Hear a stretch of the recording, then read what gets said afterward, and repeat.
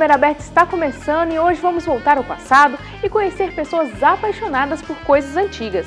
Vamos também passear pela feira mais famosa de BH e ouvir o som de uma dupla sertaneja que está fazendo sucesso entre os jovens.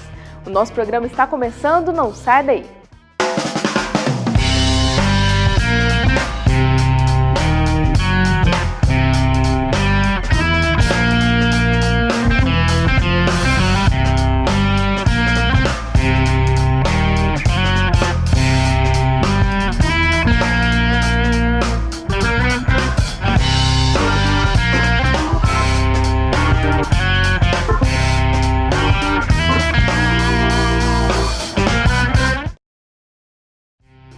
Todos os dias somos bombardeados por novas tecnologias e equipamentos que facilitam o dia a dia. Existem aqueles que são viciados em high-tech e não conseguem viver sem um aparato de última geração. Mas aqui em Belo Horizonte ainda conseguimos achar pessoas que adoram coisas mais antigas e não abrem mão de uma vitrola, um relógio manual e outros objetos do tempo dos nossos avós. Sabe aquela conversa de que tudo que é antigo é melhor?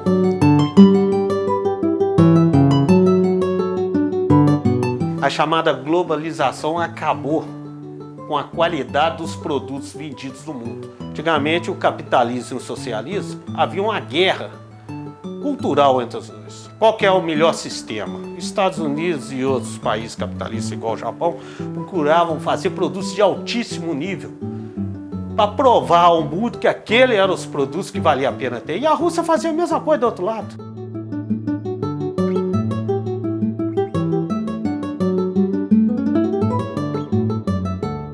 E essa geladeira aí? Vocês estão vendo uma Closely. Você sabe o que é essa Closely? É uma geladeira fabricada nos Estados Unidos em 1948. Agora você vai me perguntar, ela já estragou? Nunca estragou.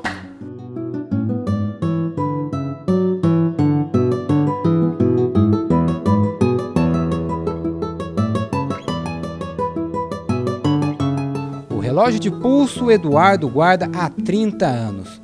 Os óculos, a mesma coisa, feitos na Alemanha, muito diferentes dos fabricados hoje em dia. O toca-discos também tem história, é um dos xodós de Eduardo. Esse aparelho está perfeito até hoje, funciona, toca, legal, a agulha só substituir, ainda tem para vender. Vai ouvir um som no equipamento igual esse meu aqui e vai ouvir essas porcaria que veio de hoje. Não, não pega qualquer um não, pega o melhor. Pega o melhor, aí você vai ver, saber por quê. Isso daqui vale ouro. De música, Carlos entende.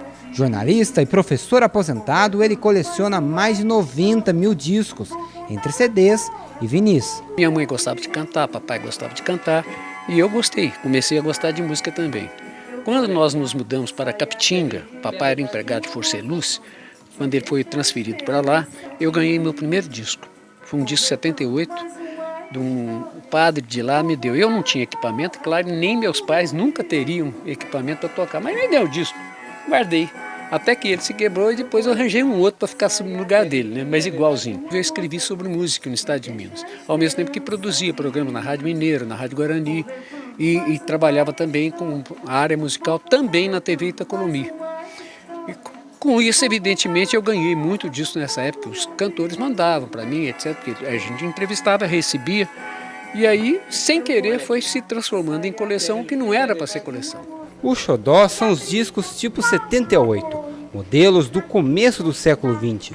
No equipamento de som que o antigo jornalista improvisa para reproduzir as músicas, se escuta a voz de Carmen Miranda atrás dos chiados. Quero ver o meu cachorro, meu cachorro vira-lata, minha cuita, meu dançar. As peças são organizadas por estilo musical e ordem alfabética dos cantores. Entre os itens, Carlos reencontra um EP lançado pela Uni na época da ditadura. Ele participou do grupo e guarda com carinho o exemplar. Um dos discos mais proibidos e raros do Brasil. O povo canta do CPC, o Centro Popular de Cultura da Uni. A Uni tinha essa importância, lançava discos, lançava livros, lançava tudo, né? Para você ter uma ideia, a Uni chegou a ter um programa de rádio na Rádio Nacional que naquele tempo era uma espécie de Rede Globo, né? Ela alcançava o Brasil mais do que a Rede Globo alcança hoje, ou as outras televisões juntas. O Brasil, mas um dia o gigante despertou. Deixou de ser gigante adormecido. E dele um anão se levantou.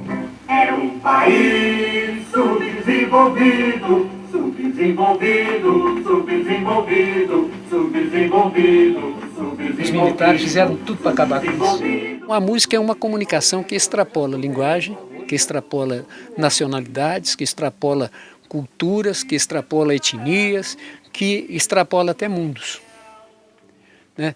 Ela é a linguagem universal. Você não entende nada de russo, mas você gosta de Tchaikovsky. Você não entende nada de inglês, de repente, mas você ama Beatles. Você não gosta nada por exemplo, de samba, mas como é que você vai esquecer um João Nogueira? Então, ela extrapola tudo isso. Ela fala, é uma linguagem universal. Provavelmente a linguagem mais universal de todas. Jefferson coleciona itens antigos há mais de 30 anos, peças dos mais variados tipos. Eu comecei a juntar o que tinha na época: televisão, rádio, radiola, telefone, bicicleta, lambreta, etc. Que hoje somam mais ou menos 8.000 itens. Aí um dia um amigo falou: o que você vai fazer com isso? Eu falei: vender nunca, porque é muito difícil encontrar outra peça igual. Aí me surgiu a ideia de criar um museu. Então, 10 anos que eu estou sonhando e lutando para criar um museu. Porque para mim, o museu o que é? É um cartório de registro da história.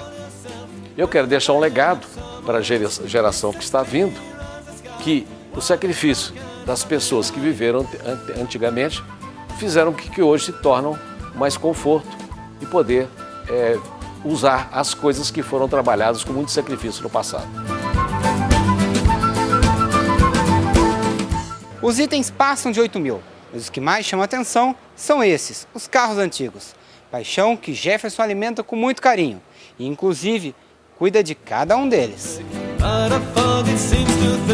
Isso aqui é uma Chevrolet 1954 e que ela serviu ao Instituto Pestalozzi em Belo Horizonte.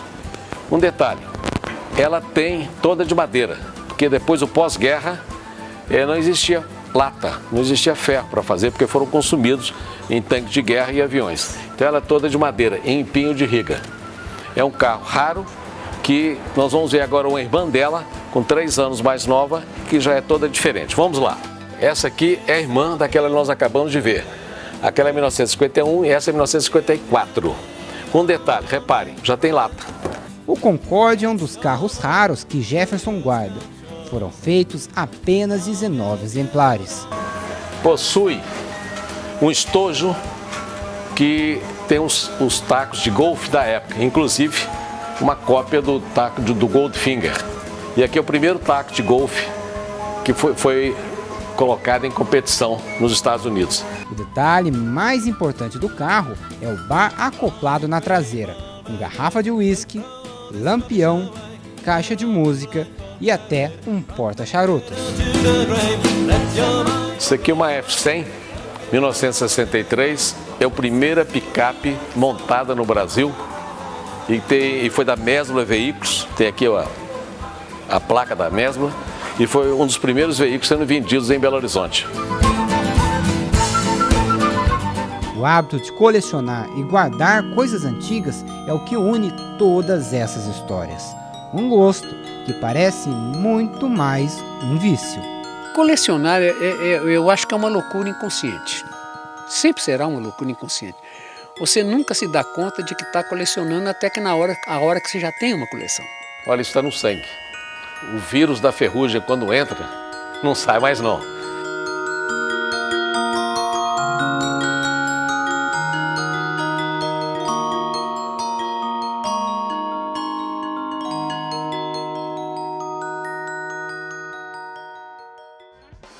Vamos agora para um breve intervalo e voltamos já.